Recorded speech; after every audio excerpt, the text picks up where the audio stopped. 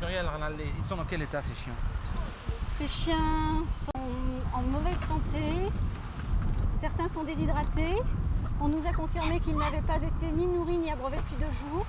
Ils ont été transportés, entassés dans des caisses plus petites que les nôtres.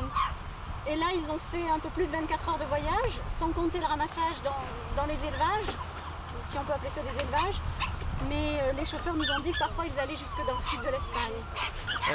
C'est une industrie pour la Hongrie, tout ça? C'est une énorme industrie pour la Hongrie, ce commerce de chiots pour les animaleries.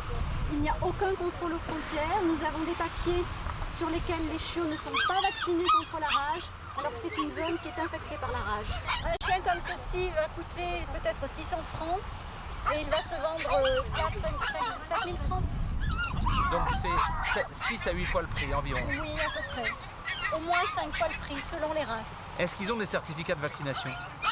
Ils ont des certificats de vaccination que nous ne pouvons absolument pas contrôler parce que tous viennent, soi-disant, du même éleveur alors que c'est faux. Ils viennent d'éleveurs différents, mais il n'y a pas la rage dessus.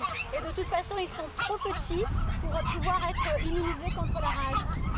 Comment savoir quand un enfant a envie d'un chien et qu'il demande à ses parents un chiot dans une animalerie s'il ne vient pas d'un élevage où les animaux n'ont pas été soignés?